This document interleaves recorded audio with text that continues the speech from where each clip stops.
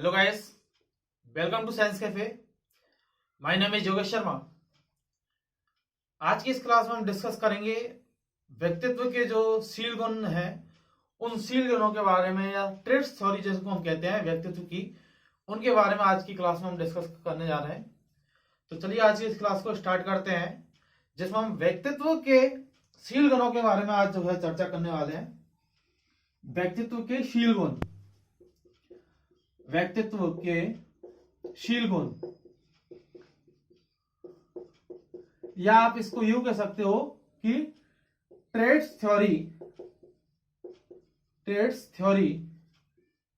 Of personality. क्या traits theory of personality की आज की क्लास में हम बात करेंगे कि व्यक्तित्व के शील गुण क्या है। ठीक है, तो सबसे पहली बात तो ये समझने की है कि भाई शील गुण क्या चीज है, ट्रेट्स जो प्रॉपर्टी है क्या चीज है। तो शील गुणों का मतलब यहां पर ये है कि शील गुण वे गुण हैं जिनके बिना मनुष्यता की कल्पना तक संभव नहीं है। क्या मनुष्यता की कल्पना जो है, ह्यूमैनिटी की हम यहाँ पर बात कर रहे हैं। तो शील गुणों के बिना जो है एक व्यक्तित्व का जो है निर्माण कहीं ना कहीं अधूरा होता है। अर्थात कहने का मतलब ये है कि शील गुणों से मिलकर ही कहीं ना कहीं व्यक्तित्व का जो निर्माण है वो यहाँ पर हमें देखने को मिलता है। तो शील गुण वे गुण हैं जिनसे हम मनुष्यता की कल्पना नहीं कर सकते, अर्थात जिनके बिना हम मनुष्यता की कल्पना जो है नहीं कर सकते कि वो व्यक्ति जो है मनुष्य कहलाने लायक होगा या नहीं होगा। किसकी एब्सेंस में? शील गुणों की एब्सेंस में हम यहाँ पर बात कर रहे हैं। ये जो व्यक्तित्व के शील गुण हैं, इनको व्यक्तित्व निर्माण की ईंटें भी कहा जाता है। क्या कहा जाता है? व्यक्तित्व निर्माण की ईंटें। इसका मतलब क्या है कि जिस प्रकार एक मकान जो है वो कई सारी ईंटों से मिलकर बना होता है, इसी प्रकार किसी भी व्यक्ति का जो व्यक्तित्व है, किसी भी व्यक्ति का जो पर्सनैलिटी जो है यहाँ पर, वो पर्सनैलिटी अनेक प्रकार के शील गुणों से मिलकर बनी हुई होती है। क्या? अनेक प्रकार के शील गुण मिलकर किसका निर्माण करते हैं? पर्सनैलिटी का निर्माण यहाँ पर करते हैं, एक व्यक्तित्व का निर्माण करते हैं। वो व्यक्तित्व चाहे अच्छा हो सकता है या फिर बुरा हो सकता है, दोनों ही कंडीशन हो सकती है। तो व्यक्तित्व कैसा भी हो, लेकिन उस पर जो डिपेंड करेंगे, व्यक्तित्व के निर्माण को जो प्रेरित जो करेंगे, वो कौन है? शील गुण। इसलिए इनको व्यक्तित्व निर्माण की क्या कहा जाता है? ईंटें कहा जाता है। ठीक है, चलते हैं फिर स्टार्ट करते हैं इस क्लास को। तो यहां पर हम व्यक्तित्व के शील गुणों के बारे में बात करेंगे। तो आप इतना याद रखिएगा कि शील गुण से मिलकर ही कोई भी पर्सनैलिटी जो है वो वहां पर क्या होती है? डेवलप होती है। क्या होती है? डेवलप होती है ना। ये चीज आपको याद रखनी है। सबसे पहले शील गुणों की जो बात की है, मैं लिख देता हूं। सबसे पहले शील गुणों के बारे में जो चर्चा की थी, वो सबसे पहले किसने की थी? आलपोर्ट ने। किसने? आलपोर्ट ने। आलपोर्ट ने सबसे पहले शील गुणों के बारे में चर्चा की, और इन्होंने टोटल 17,953 शील गुणों के बारे में बात की। अर्थात कहने का मतलब यह है यहां पर कि जो आलपोर्ट जो है, इन्होंने ये कहा था कि भाई इतने शील गुण जो है एक व्यक्तित्व में, एक व्यक्ति में कहीं ना कहीं पाए जाते हैं किसी ना किसी रूप में। 17,953 प्रकार के शील गुणों की बात किसके द्वारा की गई है? आलपोर्ट के द्वारा की गई है। यहां पर इन्होंने इतने प्रकार के शील गुण बताए, और इन शील गुणों के आधार पर जो है व्यक्तित्व निर्माण को जो है, व्यक्तित्व को जो है शील गुणों के आधार पर मेनली रूप से कहें तो इन शील गुणों को 3 भागों में बांटा। कितने भागों में बांटा? 3 भागों में बांटा। देखिए कौन कौन से हैं। कार्डिनल शील गुण, ठीक है, क्या? कार्डिनल शील गुण जिनको हम कह रहे हैं। दूसरा टाइप जो होगा शील गुणों का, वो होगा केंद्रित शील गुण। क्या? केंद्रित शील गुण।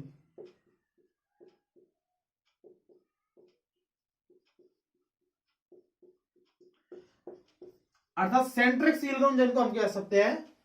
और थर्ड टाइप जो होगा वो होगा गौण शील गुण। गौण शील गुण। 3 प्रकार के शील गुणों के बारे में यहां पर चर्चा करेंगे हम आलपोर्ट की इस थ्योरी में। कार्डिनल शील गुण, केंद्रीय शील गुण, और लास्ट जो है वो है गौण शील गुण, तीनों के बारे में आज की इस क्लास में हम डिस्कस करेंगे। कार्डिनल शील गुण क्या है इसके बारे में समझने का प्रयास करते हैं। कार्डिनल शील गुण वे शील गुण है जिनसे आप किसी भी मनुष्य जो है उसको आप डायरेक्टली जोड़ सकते हो। ठीक है, कहने का मतलब यह है कि जब बात की जाएगी मदर टेरेसा की तो वहां पर जो है मानवता के लिए उनको जाना जाता है। ठीक है, हम नॉर्मल वे में कहते हैं तू अंबानी तो नहीं है, मतलब अंबानी बिजनेसमैन में टॉपर पर्सन है, तो हम कहीं ना कहीं बिजनेस से रिलेटेड जो चीजें हैं उनको हम अंबानी के साथ जोड़ देते हैं, या धन से हम किसी भी चीज को जोड़ सकते हैं। किसी के पास पैसा नहीं है ज्यादा तो हम उसको बोल देते हैं नॉर्मली कि अंबानी थोड़े ना है तू, तो वो अंबानी वाला जो शब्द है वो कहीं ना कहीं पैसे से जुड़ता है। अर्थात हमने यहाँ पर एक शील गुण है उसका, क्या एक शील गुण है, वो कोई भी क्षेत्र में हो सकता है। ठीक है, उन्होंने वहां पर अपने जो बिजनेस है उसमें टॉप किया है तो उसकी वजह से उनको जाना जाता है। यदि हम कोई व्यक्ति सत्य बोलता है तो हम उसको राजा हरिश्चंद्र से जोड़ देते हैं, अर्थात सत्य के लिए जिनको जाना जाएगा वो कौन है, राजा हरिश्चंद्र। ठीक है, यदि हम बात करें अहिंसा के लिए जिसको जाना जाता है वो कौन है, महात्मा गांधी। अर्थात अहिंसा को लेकर जब भी बात होगी तो महात्मा गांधी को जो है मेनली रूप से याद किया जाएगा। अर्थात आपका जो व्यक्तित्व है वो आपके शील गुण की वजह से पहचाना जा रहा है। यहाँ पर ये कौन सा प्रकार का शील गुण है, कार्डिनल शील गुण। कौन सा, कार्डिनल शील गुण।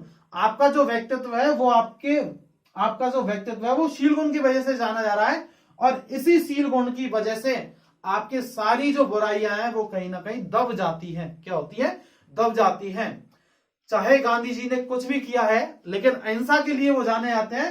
हर इंसान में कमियां होती हैं और अच्छाइयां होती हैं, ये जो शील गुण है ये हमारी जो कमियां जो है उन कमियों को दबाने का कार्य करते हैं। बात आई समझ में।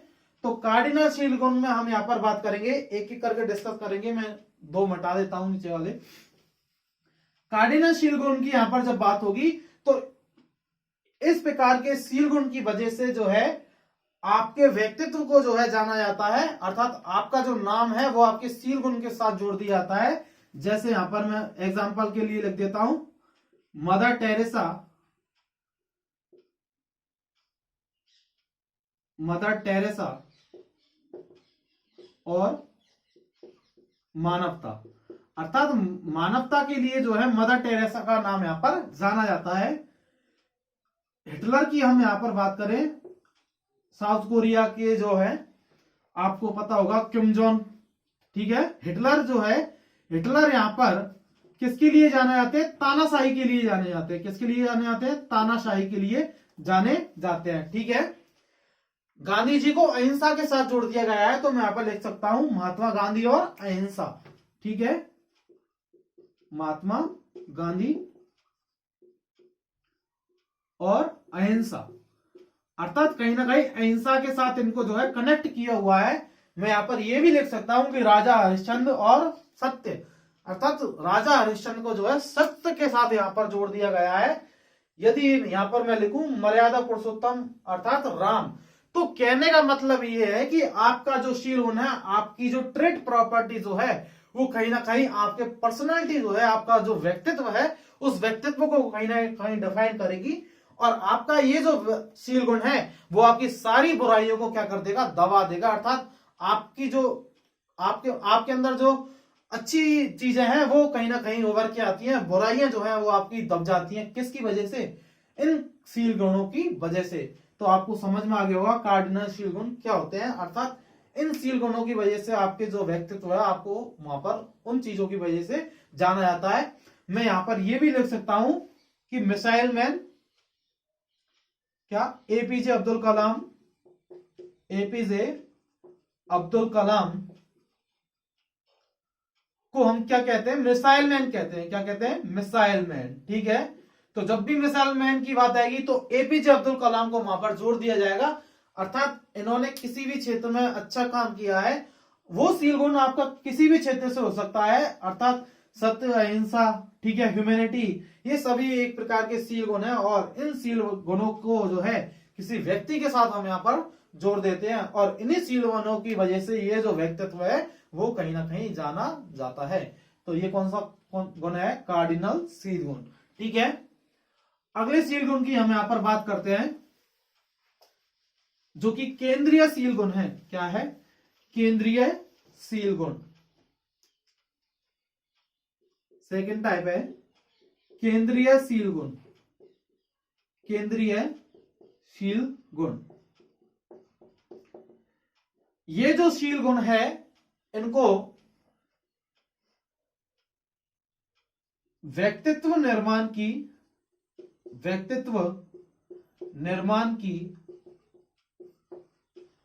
वास्तविक ईंटें कहा जाता है। वास्तविक ईंटें कहा जाता है। किसको? केंद्रीय शील गुणों को व्यक्तित्व निर्माण की वास्तविक ईंटें कहा जाता है, जिसमें केंद्रीय शील गुणों में यहां पर क्या? स्नेह, प्यार, ठीक है। केंद्रीय शील गुण जो है घृणा, ठीक है। ये जो शील गुण है इन्हीं शील गुणों से मिलकर जो है केंद्रीय शील गुणों से मिलकर कहीं ना कहीं व्यक्तित्व का निर्माण होता है, और ये जो व्यक्तित्व है वो केंद्रीय शील गुणों से जुड़ता है, अर्थात यहां पर इनको व्यक्तित्व निर्माण की वास्तविक ईंटें जिनको कहा जाता है क्रोध, सहानुभूति, ठीक है। ये सभी क्या है? केंद्रीय शील गुण है जिनको व्यक्तित्व निर्माण की वास्तविक ईंटें कहा जाता है। और लास्ट जो टाइप है जिसकी हम यहां पर बात करेंगे वो कौन से हैं? गौण शील गुण। क्या? गौण शील गुण। ये बेहद न्यून पाए जाते हैं, बहुत कम पाए जाते हैं, मतलब सभी में होते हैं, बेहद न्यून प्रकार के हैं। क्या? बेहद न्यून प्रकार के शील गुण है। ये जो शील गुण है सभी में पाए जाते हैं। जैसे कि इन शील गुणों को आप कैसे जान सकते हो? आपके खाने का तरीका, आपकी पसंद, आपकी नापसंद, आपके पहनने ओढ़ने का तरीका, ये सारी चीजें गौण शील गुण से जुड़ती हैं, जो कि बेहद न्यून प्रकार के शील गुण माने जाते हैं, लेकिन पाए सभी में जाते हैं। हो सकता है कि दो व्यक्तियों को जो है खाने का तरीका एक जैसा हो, पहनने का तरीका एक जैसा हो, तो ये बेहद न्यून प्रकार के शील गुण है। तो मैं यहां पर लिख देता हूं एग्जाम्पल के रूप में।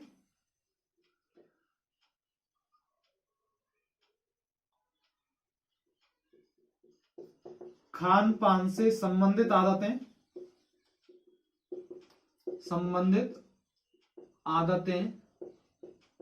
रहन सहन, ठीक है। आप कैसे रहते हो, क्या पहनते हो, क्या नहीं पहनते हो, वो सारी चीजें आपके गौण शील गुण से जुड़ी हुई होती हैं। आपकी क्या पसंद है, आप क्या नापसंद करते हो, वो सारी चीजें आपकी किससे जुड़ती हैं? गौण शील गुण से जुड़ती हैं। इस प्रकार आलपोर्ट ने यहां पर 3 प्रकार के शील गुणों की बात की है: कार्डिनल शील गुण, केंद्रीय शील गुण और गौण शील गुण।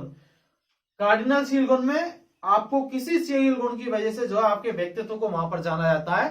प्रबल प्रकार के शील गुण होते हैं, मदर टेरेसा और मानवता की बात वहां पर हमने की थी। केंद्रीय शील गुण व्यक्तित्व निर्माण की वास्तविक ईंटें जिनको कहते हैं, जिसमें प्यार, घृणा, क्रोध, सहानुभूति, ये सारी चीजें आपके जो है केंद्रीय शील गुणों से जुड़ती हैं, जिनको वास्तविक व्यक्तित्व निर्माण की ईंटें जिनको हम कहते हैं।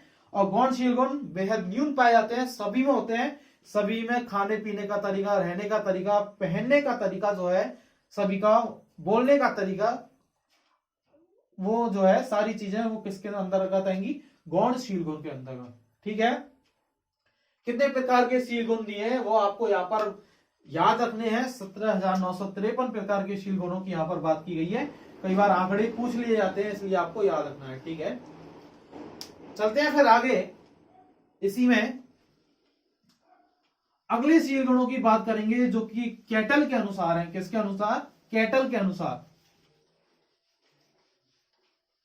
कैटल के अनुसार शील गुणों की यहां पर हम बात करेंगे कि कैटल जो है, कैटल ने क्या किया कि आलपोर्ट के जो 17,953 शील गुण जो हैं, उन शील गुणों की संख्या में क्या किया? कमी की। और इन्होंने यहां पर टोटल जो शील गुण है 16 प्रकार के शील गुण बताए। कितने प्रकार के? 16 प्रकार के शील गुणों की यहां पर बात की। किसने? कैटल ने 16 प्रकार के शील गुणों की बात की, अर्थात आलपोर्ट की जो संख्या थी 17,953, उस संख्या को यहां पर कम किया और 16 प्रकार के शील गुणों की यहां पर बात की। किसके द्वारा? कैटल के द्वारा प्रकार के जो शील गुण हैं उन शील गुणों की यहाँ पर बात की गई। ठीक है, इन शील गुणों को कम किया गया और इन्हीं शील गुणों के आधार पर जो है आज की हम बात करें तो इन्हीं शील गुणों के आधार पर व्यक्तित्व को जो है कहीं ना कहीं मापा जाता है, व्यक्तित्व मापन यहाँ पर किया जाता है इन्हीं शील गुणों के आधार पर। यहां पर हम बात कर रहे हैं और इन शील गुणों को मापने के लिए क्या, इन शील गुणों को मापने के लिए यहां पर कैटल के द्वारा एक मापनी का प्रयोग किया गया। किसका, एक मापनी का यहां पर प्रयोग किया गया इन 16 प्रकार के शील गुणों को मापने के लिए, जिसको हम 16 पीएफ कहते हैं। क्या कहते हैं, 16 पीएफ। यहां पर पीएफ का मतलब क्या है, पासमेटिक फैक्टर। क्या, पासमेटिक फैक्टर, पासमेटिक फैक्टर। 16 प्रकार के पीएफ के द्वारा इस का जो है पासमेटिक फैक्टर के द्वारा यहां पर 16 प्रकार के शील गुणों को जो है मापा गया। और आजकल हम बात करें, आज यही जो व्यक्तित्व मापन की ये जो विधि है वो वर्तमान में यहां पर यूज की जाती है। तो मैं यहां पर लिख देता हूं, वर्तमान में व्यक्तित्व मापन इसी मापनी के आधार पर किया जाता है, इसी मापनी के आधार पर किया जाता है। तो आपको कैटल से संबंधित क्या क्या बात याद रखनी है, इन्होंने आलपोर्ट के जो 17,953 शील गुण जो हैं, इन 17,953 शील गुणों को 16 प्रकार के शील गुणों में चेंज किया है, कम किया है संख्या को। और इन्होंने यहां पर इन 16 प्रकार के शील गुणों को मापने के लिए एक 16 पीएफ जो मापनी है, इस 16 पीएफ मापनी का यहां पर उपयोग किया है। मैं लिख देता हूं, 16 पीएफ मापनी का यहां पर उपयोग किया है, जहां पर पीएफ का मतलब है पासमेटिक फैक्टर। ठीक है, वर्तमान में व्यक्तित्व मापन में इसी मापनी का जो है ज्यादातर यूज किया जाता है, इसलिए आपको ये चीजें याद रखनी है जो कि कैटल से जुड़ती हैं।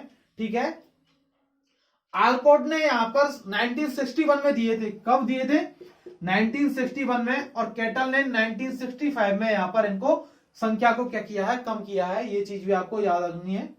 ठीक है, चलते हैं आगे इसी क्रम में हम। ठीक है, मैं मिटा रहा हूं यहां पर।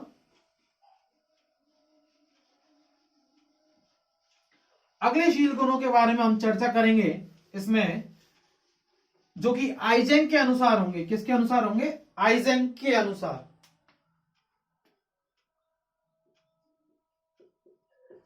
आइजेंक के अनुसार, आइजेंक के अनुसार। आइजेंक जो है, आइजेंक ने यहां पर शील गुणों को, ट्रेड्स को यहां पर मेनली रूप से द्विध्रुवीय के रूप में जो है यहां पर बांटा गया है, अर्थात दो ध्रुव जो है यहां पर बांटे गए हैं। इन्होंने ये कहा कि भाई कि कोई भी जो ट्रेड्स है वो दो ध्रुवों में चलता है, अर्थात उसमें कहीं ना कहीं पॉजिटिव भी चीजें हैं और कहीं ना कहीं नेगेटिव भी चीजें हैं। ठीक है, ट्रेड्स की यहां पर बात की है। इन्होंने यहां पर शील गुणों को हायरार्की के रूप में यहां पर बांटा गया है, हायरार्की के रूप में, अर्थात नीचे से ऊपर के क्रम के रूप में यहां पर दर्शाया गया है। जैसे देखिए,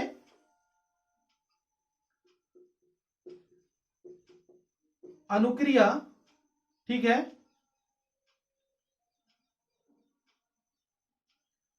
अनुक्रिया से आदतों का निर्माण होगा और ये जो आदतें हैं वो हमारे शील गुणों में दिखाई देती हैं। किसकी वजह से, शील गुण।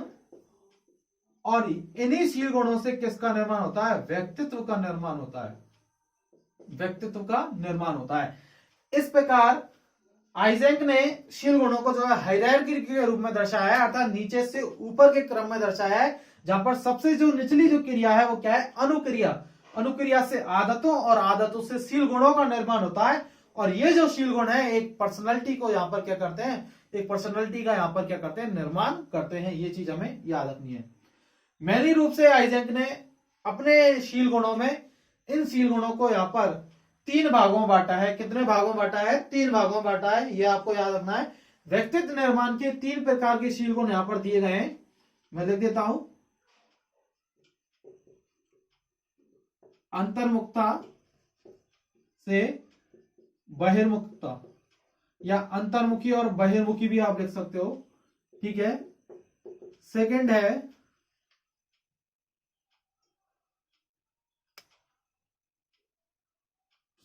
यहां पर लिखते हैं मनोविकृति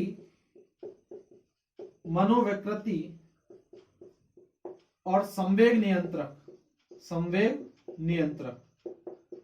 ठीक है, मनोविकृति और संवेग नियंत्रक। और अगला जो है वो है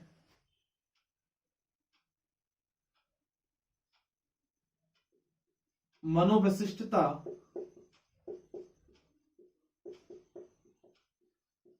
और इसको आप जोड़ देते हो सुपर ईगो से, है ना। सुपर ईगो से इसको हम जोड़ देते हैं। इसको आप हम कहते हैं साइकोटोसिज्म भी हम इसको कहते हैं। मनोविशिष्टता को हम सुपर ईगो से कहीं ना कहीं कनेक्ट करते हैं। तो इन तीनों के बारे में हम देखेंगे, अंतर्मुखता, बहिर्मुखता, मनोविकृति, संवेग नियंत्रक और मनोविशिष्टता को हम यहां पर जोड़ देते हैं। किससे? सुपर ईगो से हम यहां पर मनोविशिष्टता को यहां पर जोड़ रहे हैं। ठीक है, साइकोटोसिज्म जिसको हम कहते हैं, मनोविक्षिप्तता आप इसको लिख लीजिएगा, मनोविक्षिप्तता जिसको हम कहते हैं,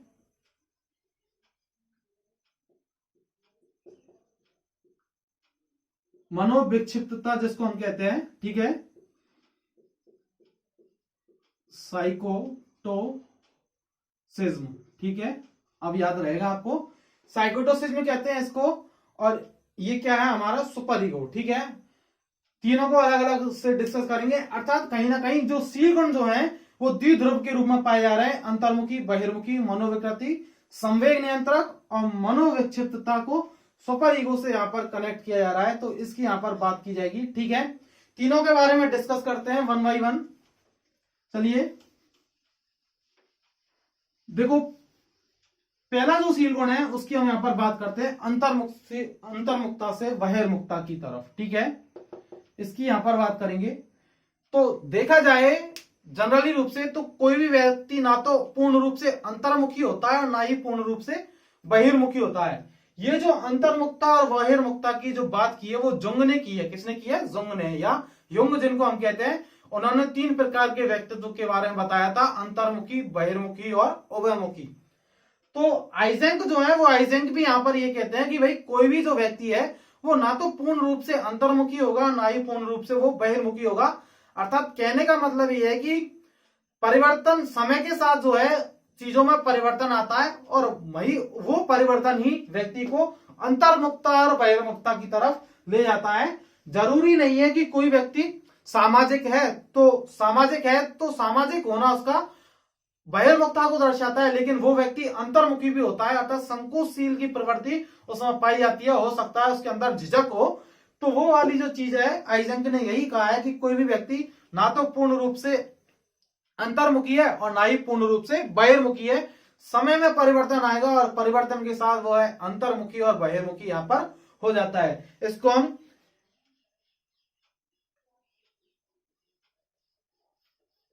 अंतर्मुखता और बहिर्मुखता, आपको समझ में आ गया? ठीक है, अर्थात मैं लिख देता हूं यहां पर, आइजेंक के अनुसार कोई भी व्यक्ति ना तो पूर्ण रूप से अंतर्मुखी होता है और ना ही बहिर्मुखी। अर्थात व्यक्ति कंप्लीटली रूप से जो है हम कह सकते हैं कि वो एक्स्ट्रावर्जन होगा या इंट्रोवर्जन होगा, ऐसा हम नहीं कह सकते। अर्थात व्यक्ति में समय के साथ जो है परिवर्तन आता है और उसी परिवर्तन की वजह से यहाँ पर बहिर्मुखता और अंतर्मुखता जो है देखी जा सकती है। जरूरी नहीं है कि कोई भी व्यक्ति, इसको हम ऐसे देख सकते हैं कि कोई व्यक्ति सामाजिक है। कैसा है?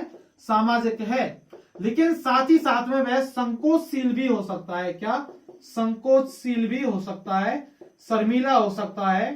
ठीक है, तो ये जो संकोचशील और शर्मीला जो है ये उसको अंतर्मुखता की तरफ ले जाता है, अंतर्मुखी है, और सामाजिकता उसको बहिर्मुखी की तरफ ले जाती है, अर्थात एक्स्ट्रावर्जन है और ये इंट्रोवर्जन है। संकोचशील या शर्मीला जो है तो वो अंतर्मुखी हो जाएगा, और सामाजिक यदि है तो वो बहिर्मुखी हो जाएगा, क्योंकि समाज के लोगों के साथ इंटरेक्शन कर रहा है, सामाजिक जो कार्य हैं उनमें कहीं ना कहीं अपनी भागीदारी वो वहां पर दिखा रहा है, तो इसलिए बहिर्मुखी कहलाएगा। लेकिन शर्मीला है, संकोचशील है, कोई बात नहीं कह पा रहा है, तो वो अंतर्मुखी हो जाएगा। तो आइजैक यही कहते हैं कि भाई कोई भी व्यक्ति अंतर्मुखी और बहिर्मुखी दोनों प्रकार से एक ही पर्सनालिटी के अंदर दोनों जो शील गुण है वो एक प्रकार से द्विध्रुव के रूप में पाए जाते हैं। जरूरी नहीं है कि कोई व्यक्ति बहिर्मुखी है तो बहिर्मुखी ही रहेगा, उसमें कभी ना कभी अंतर्मुखता आ ही जाती है, अर्थात दोनों साथ साथ में चलने वाले हैं। इसलिए यहाँ पर इन्होंने अपने शील गुणों को द्विध्रुव के रूप में जो है यहाँ पर डिवाइडेड किया है। आई होप आपको इसका मतलब समझ में आ गया होगा। चलते हैं सेकंड पॉइंट की तरफ, जिसको हम यहाँ पर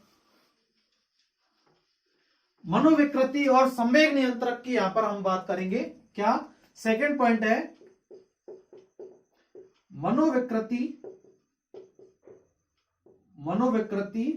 और संवेग नियंत्रक। मनोविकृति और संवेग नियंत्रक की यहां पर हम बात करेंगे। मनोविकृति और संवेग नियंत्रक का क्या है ये समझिए। यहां पर मनोविकृति जो कि हमारे मन से जुड़ी हुई है, और संवेग नियंत्रक, ठीक है, यदि कोई व्यक्ति अपने संवेगों पर नियंत्रण कर लेता है, क्या नियंत्रण कर लेता है, अर्थात उसके जो संवेग है वो उसके कंट्रोल में, मतलब ये जो संवेग नियंत्रक जो व्यक्ति होगा ये सुसमायोजित होगा। कैसा? सुसमायोजित, अर्थात कहने का मतलब है वेल एडजस्ट होगा। कैसा होगा? वेल एडजस्ट होगा, अच्छा समायोजन होगा, संवेगों को दमन कर लेता है। दमन का मतलब ये नहीं है कि आप नष्ट ही कर दो। यदि कोई भी संवेग यदि हावी होता है माइंड पर, बहुत ज्यादा क्रोध आता है तो क्रोध को कंट्रोल करेगा। बहुत ज्यादा कोई भी चीज यदि, कोई भी संवेग यदि हावी हो रहा है तो उस संवेग को जो है माइंडली रूप से इंटेलिजेंस को यूज करके वहां पर कम कर लेगा। वेल एडजस्टक, सुसमायोजित है, संवेग नियंत्रक पर्सन। लेकिन बात करें मनोविकृति जो है, यहां पर व्यक्ति कुसमायोजित हो जाता है। कैसा हो जाता है? कुसमायोजित हो जाता है, अर्थात संवेगों पर नियंत्रण नहीं कर पाता है, और संवेगों पर नियंत्रण नहीं कर पाएगा तो डिसीजन गलत आने लगेंगे, अर्थात कोई भी जो कार्य है वो पूर्ण रूप से सही नहीं होने लगेगा, अर्थात मेंटल जो बैलेंस है वो कहीं ना कहीं उसका डगमगा जाएगा। वो व्यक्ति कॉन्फ्लिक्ट की कंडीशन में कहीं ना कहीं होगा, दो चीजों में जो है आपस में जो है अच्छा और बुरा जो है वहां पर नहीं देख पाएगा, अर्थात संवेग जो है इस व्यक्ति पर हावी होते हुए दिखाई देते हैं। इसलिए कैसा है? कुसमायोजित है। कैसा है? कुसमायोजित। ठीक है, आपको याद रखना है, दोनों ही स्थिति साथ में चल सकती है। अब जरूरी नहीं है कि भाई कोई व्यक्ति हमेशा ही सुसमायोजित रहेगा, वेल एडजस्ट रहेगा। कभी ना कभी संवेग जो है किसी ना किसी रूप में जो है व्यक्ति पर हावी हो ही जाते हैं, और जब संवेग हावी होते हैं तो व्यक्ति सुसमायोजित व्यक्ति जो है वो कुसमायोजित हो जाता है। मतलब समझ में आ रहा है ना कि संवेगों का हावी होना मनोविकृति से जुड़ा है, अर्थात संवेग यदि पूर्ण रूप से आपकी बुद्धि पर, आपके मन पर यदि हावी हो जाएंगे, आपको बहुत ज्यादा गुस्सा आता है, मतलब मनोविकृति है, आप बहुत ज्यादा कुसमायोजित रहते हैं, चिड़चिड़े रहते हैं। ठीक है, आपको चिड़चिड़ा होना, ठीक है, आपको क्रोध बहुत जल्दी आएगा, ठीक है, गुस्सा बहुत जल्दी करोगे आप, ठीक है, कहीं ना कहीं अनबैलेंस देखा जाएगा।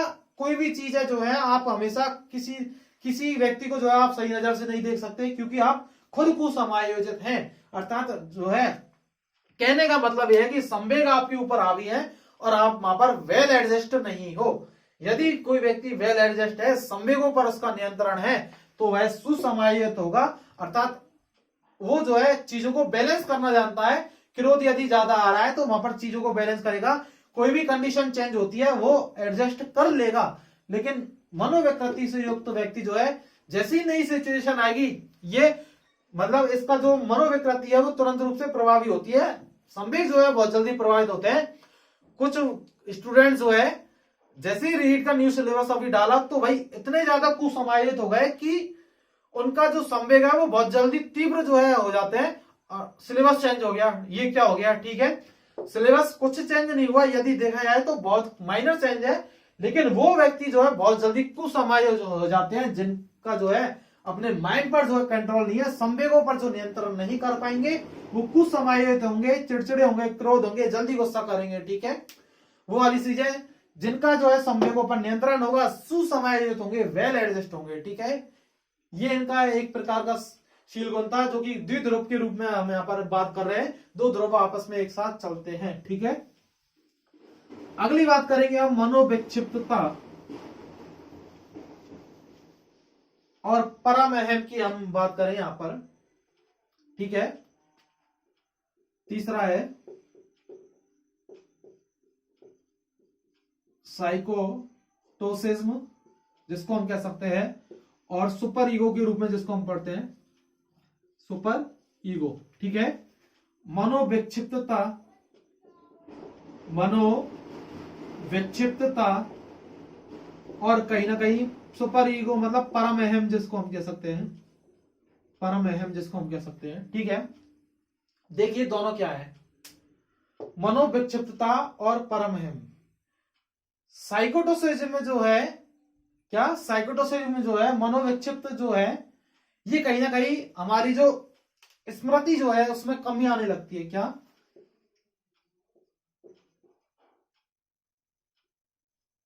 क्षीण स्मृति, हमारी जो स्मृति है, हमारी जो याददाश्त है, उसमें कहीं ना कहीं क्या आने लगेगी, कमी आने लगेगी। क्या आने लगेगी, कमी। यहां पर देखी जाएगी, एकाग्रता दूर होगी, क्या, क्षीण स्मृति, क्षीण एकाग्रता, कंसंट्रेशन में कमी आएगी, क्षीण एकाग्रता, असंवेदनशीलता, असंवेदनशीलता, प्यार में कमी, ठीक है। अर्थात आपकी जो मेमोरी है वो लॉस होने लगेगी, ठीक है। कौन सी कंडीशन में, साइकोटोसिज्म की कंडीशन में। एकाग्रता, कंसंट्रेशन धीरे धीरे कम होती जाएगी, असंवेदनशील हो जाएंगे, अर्थात आप संवेदनाओं को जो है ग्रहण करना तक नहीं समझेंगे, और जो किसी भी व्यक्ति जो है, किसी भी वस्तु जो है, उसमें धीरे धीरे जो है आप जो है उसके प्यार में जो है यहाँ पर कमी आने लगेगी। तो ये जो सभी चीजें हैं वो साइकोटोसिज्म से जोड़ती हैं, मनोविक्षिप्तता से जोड़ती हैं। जबकि सुपर ईगो वाले जो पर्सन हैं, ये इनमें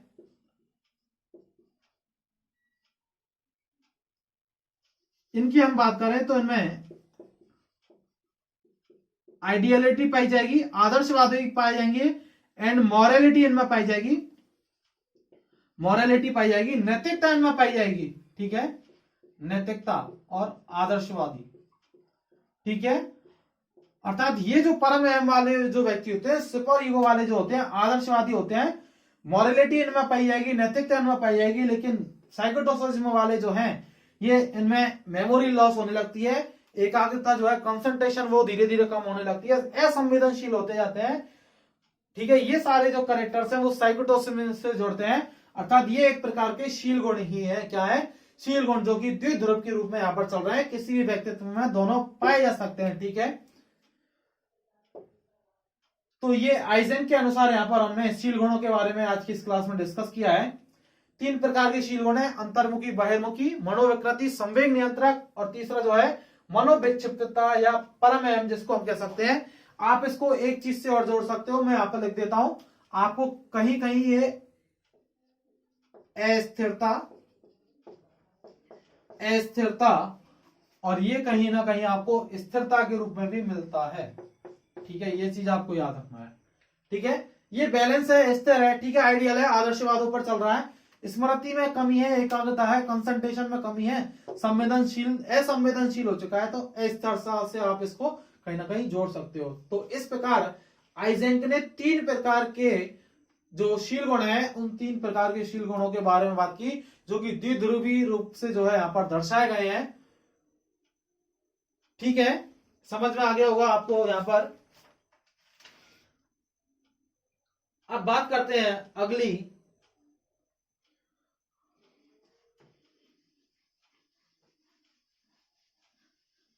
ठीक है।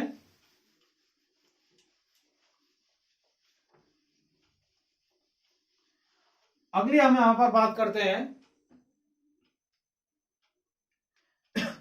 The big five factor theory की। यहां पर हम बात करेंगे क्या, द बिग फाइव फैक्टर की थ्योरी की हम यहां पर आज की क्लास में अब बात करेंगे। लास्ट जो टॉपिक है हमारा, लिख देता हूं यहां पर, the big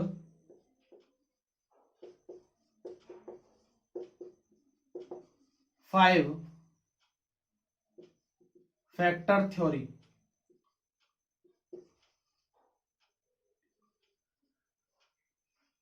the big five factor theory की हम यहां पर बात करेंगे, जिसको आप पंचकारक सिद्धांत भी कहते हैं।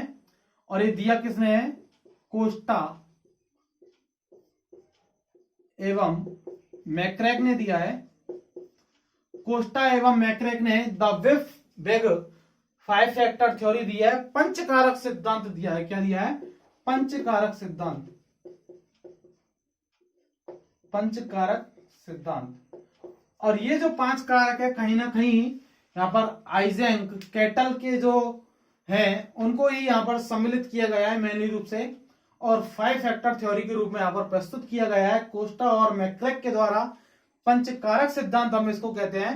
पांच कारक दिए गए हैं, पांच सील गुण यहां पर दिए गए हैं, किसके द्वारा, कोस्टा और मैक्रैक के द्वारा। पांचों के बारे में डिस्कस करेंगे यहां पर। देखिए कौन कौन से हैं। पहला है बहिर्मुखता, ठीक है, एक्स्ट्रावर्जन जिसको हम कहते हैं। दूसरा है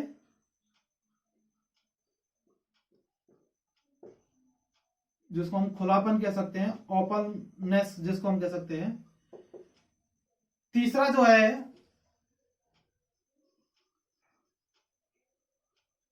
कर्तव्यनिष्ठता, कर्तव्यनिष्ठा,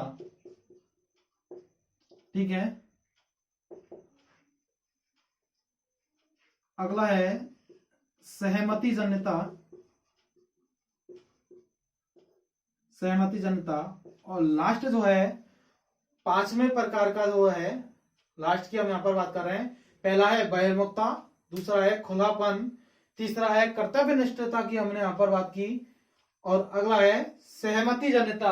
और इसके बाद अगले की यहां पर हम बात करेंगे तो वो है मनोविकृति। क्या, मनोविकृति की यहां पर बात करेंगे।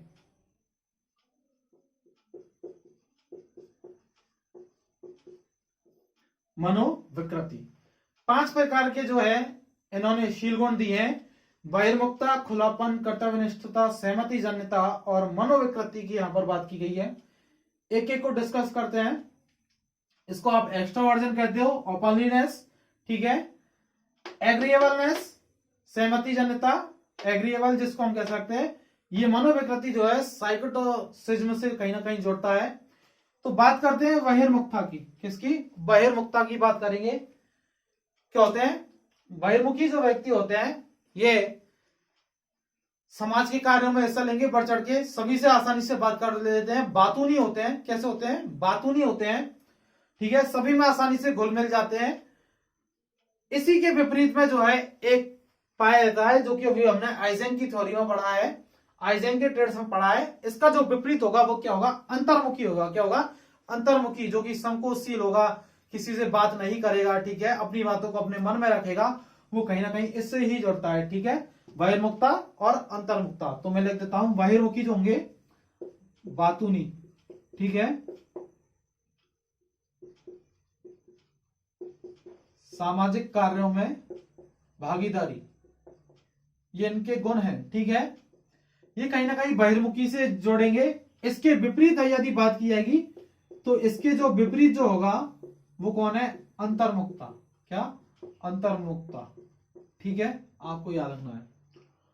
ओपनलीनेस, ओपननेस जिसको हम कहेंगे, खुलापन जिसको हम कहेंगे, अर्थात ये जो व्यक्ति हैं, खुलेपन वाले जो व्यक्ति हैं, जिनके में खुलेपन वाला सीन गुण पाया जाता है, ओपन माइंडेड जो है, ये जो चेंजेज हैं, जो बदलाव जो है समाज में होने वाले, उन चेंजेस को आसानी से एक्सेप्ट कर लेंगे। अर्थात समय के साथ चीजें परिवर्तित हो रही हैं तो ये उन चीजों को कहीं ना कहीं आसानी से जो है ग्रहण करेंगे उन चीजों को। 1 सेकेंड,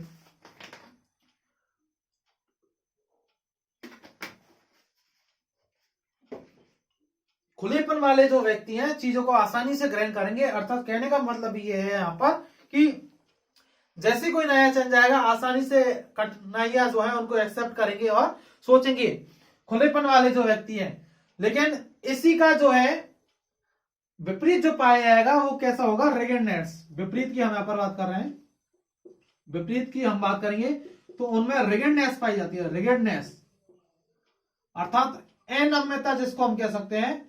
ये जो व्यक्ति है अड़िग होते हैं, अर्थात ये जिन चीजों को मान लेते हैं, जैसे कि कई व्यक्ति आपने देखे होंगे कि समाज में जो अंधविश्वास जो है उनको बहुत ज्यादा मानते हैं, ठीक है। अंधविश्वासों को बढ़ावा देने वाले जो लोग हैं वो रिगिडनेस होते हैं, अनम्यता होते हैं। कोई चेंज यदि आ रहा है समाज में, धीरे धीरे चीजों को, अंधविश्वासों को खत्म करने की बात की जा रही है, तो ये व्यक्ति यहाँ पर नमेंगे नहीं, मतलब झुकेंगे नहीं, ठीक है। कठोरता पाई जाएगी, रिगिडनेस में पाई जाएगी, खुलेपन में नहीं जीते, अर्थात चीजों को एक्सेप्ट नहीं करते हैं। जो चीज इन्होंने मानी हुई है उन्हीं पर जो टिके हुए हैं, अर्थात कहीं ना कहीं इसके विरोधी है, विपरीत कार्य करते हैं। किसके, ओपननेस के, किसके, ओपननेस के। ये विचारों को आसानी से एक्सेप्ट कर लेते हैं। क्या, जो नए विचार जो है, कोई व्यक्ति यदि आपसे कुछ कह रहा है, नए सुझाव यदि आपको दे रहा है, आसानी से एक्सेप्ट करेंगे यदि सही है तो। रिगिडनेस, यदि आप इसे सही भी कह रहे हो ना तो भी एक्सेप्ट नहीं करेगा, क्योंकि इसने जो मन में मान रखा है ये उसी कार्य को जो है करते हैं, ठीक है। कर्तव्यनिष्ठता की हम यहां पर बात करते हैं, तो कर्तव्यनिष्ठ जो व्यक्ति है ये अपने कार्यों के प्रति ईमानदार होते हैं। कैसे होते हैं, ईमानदार होते हैं, दूरदर्शी होते हैं। कैसे होते हैं, दूरदर्शी होते हैं, लिख देता हूं मैं, दूरदर्शी होते हैं, ठीक है। कर्तव्यनिष्ठ होते हैं, मतलब कहने की बात ये है कि अपने कार्यों पर जो है बहुत ज्यादा बल देते हैं, दूरदर्शी होते हैं, दूर की सोचकर जो काम करते हैं कर्तव्यनिष्ठ व्यक्ति। इसकी जो विपरीत हम बात करेंगे तो वो आत्म केंद्रित होते हैं, कहीं ना कहीं कैसे होते हैं, आत्म केंद्रित। सहमति जन्यता की हम यहां पर बात करें तो सहमति जन्य जो है, एग्रीएबल जिनको हम कह सकते हैं, ये दूसरों की सहायता करेंगे, ठीक है, दूसरों के प्रति लगाव रखेंगे। मैं लिख देता हूं यहां पर, दूसरों की सहायता करना, सहायता करना, पोषण करना, ठीक है। मतलब अन्य लोगों से जो है इनमें जुड़ाव जो है कहीं ना कहीं देखा जाता है। इसके विपरीत यदि हम बात करेंगे तो वो ये जो व्यक्ति है, इसके विपरीत यदि हम बात करेंगे तो ये व्यक्ति आत्म केंद्रित होते हैं। कैसे होते हैं, आत्म केंद्रित होते हैं, अर्थात खुद से ज्यादा मतलब रखते हैं, दूसरे लोगों से इनको ज्यादा मतलब नहीं होता है।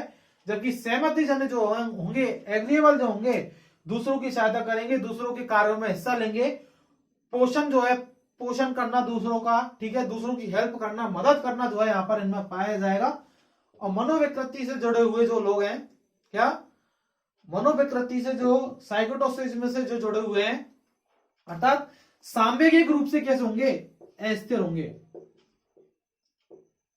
सांवेगिक रूप से अस्थिर होंगे। कैसे होंगे, सांवेगिक रूप से अस्थिर होंगे, अर्थात संवेगों पर कंट्रोल नहीं पाएगा, और इस वजह से ये कैसे होंगे, कुसमायोजित होंगे। कैसे होंगे, कुसमायोजित। और मनोविकृति का जो है अगला जो पाया था वो कैसा होता है, संवेग नियंत्रक होता है। कैसा होता है, संवेग नियंत्रक, आपको याद रखना है क्या, संवेग नियंत्रक, क्योंकि आइजेंक में हमने पढ़ा है, ठीक है।